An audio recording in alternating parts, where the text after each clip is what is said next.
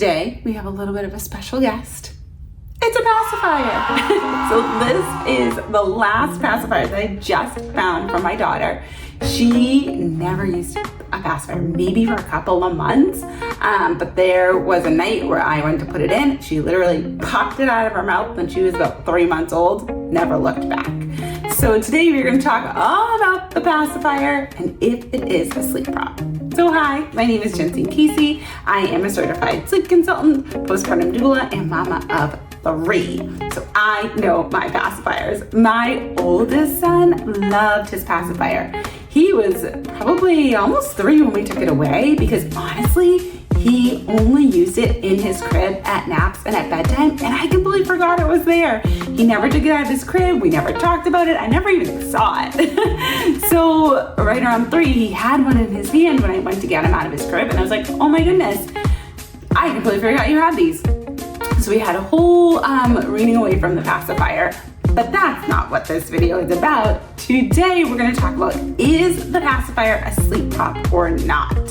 So I'm going to give you both sides of the story, and you may be surprised on my answer, so make sure that you watch the entire video. So on the one hand, yes, the pacifier is a little bit of a sleep prop, but only if one of these apply.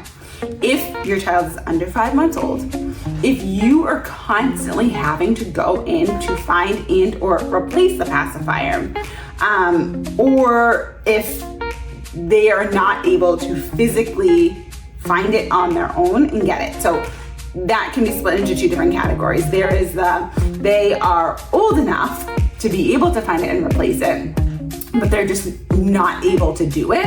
And then there is the old enough to find it and replace it, and they're purposefully throwing it out of the crib, losing it, stuffing it in between the crib slats, things like that. So there's like the on purpose part of it, and then there's the not on purpose part of it. So if any of those 3 are happening, they're under 5 months, they're purposefully losing it, or they're not purposefully losing it, oh my goodness, can't even talk today, then that means it is a prop.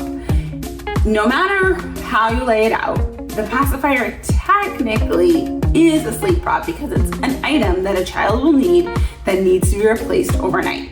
Now, if they can replace it independently, does that mean that it's still a sleep prop?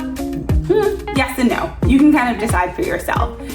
As long as it is something that they can do on their own and it really doesn't disturb their sleep for an extended amount of time, it doesn't disturb your sleep at all or for an extended amount of time, then I would say it's okay. So I actually am a pacifier fan. Like I said, my oldest used a pacifier for a very long time. I introduced it to my second, but he's a thumb sucker. I introduced it to my third, and she liked it for a bit before she popped it out and never wanted to see it again. So if it is a sleep prop for you, if your newborn is constantly losing their pacifier, if your child is constantly tossing it out or losing it on accident, then you're going to have to help them find another method of self-soothing. We're not going to continue to replace and replace and replace if they're proving to maybe just not be a fan. That could be the reason that they're checking it out. We're not going to continue to replace and replace and replace if they are 1 or 2 months old, and it is a very long road before they will be able to use it with any sort of independence. So if there is a reason why we cannot teach that skill for them to be able to learn it independently, then we will just kind of go about it without the pacifier. And while I would love to give you some strategies on exactly what to do to wean it away, a pacifier is something that's pretty tricky, and you either have it or you don't. There are like pacifier weaning systems where you can cut off the tip, you can offer less, but really it's kind of like an all or nothing. And if it's going to be nothing, then you need to help them replace that soothing method with another soothing method. So teaching them to suck on their fingers or their thumb, to twirl their hair, to pull their sleep sack, whatever it may be, that's gonna bring them comfort.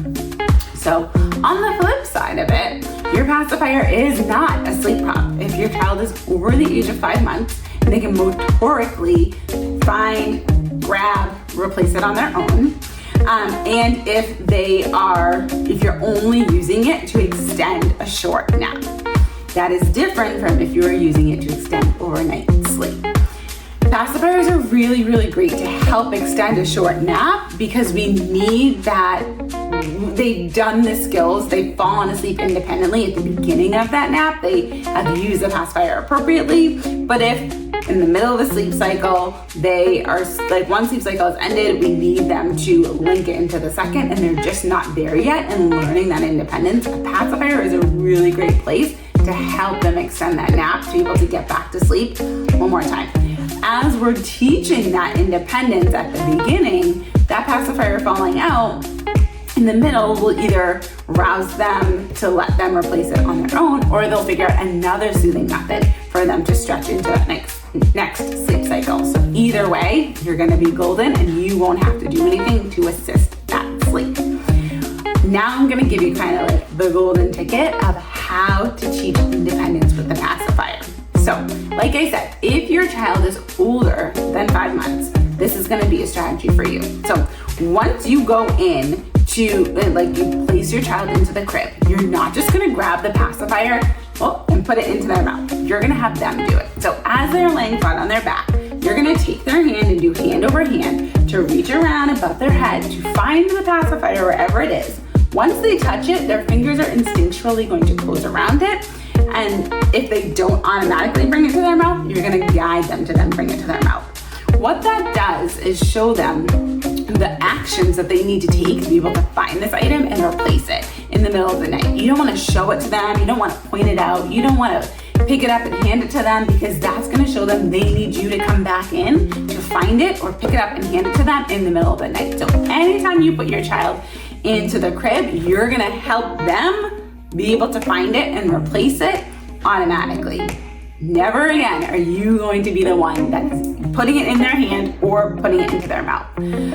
If they are at the stage where they are throwing it out, again, just like in the beginning of the video when I laid out, you can either choose to go cold turkey and not offer it anymore, or you can just, in the beginning, replace it back into the crib. Do not hand it directly to them. You don't make note of it. Once you go in to do a check, make sure they are okay. You pick it up off the floor, you put it back into the crib, and then you would either soothe them in the crib or you would walk out of the room if you're doing a sleep training method or if this is a child that is previously sleep trained. So any questions about pacifier use? Pacifiers across the board, there aren't any really that I would recommend more than another. A lot of families ask me, like, what pacifier do you love? I always loved the Philips Advent. They were just quick, easy, big enough where like they had some weight and they wouldn't fall out, but small enough that I wasn't like concerned about it being a safety hazard. So this is my preferred pacifier, but a lot of families have had success with a lot of other brands. So it may be something trial and error to see if you can find one that your child really loves. But again, I am not a person to say do not use a pacifier, which is probably surprising as a sleep consultant because they actually can do a lot of good. Make sure you pop in the comments what brand your child loves.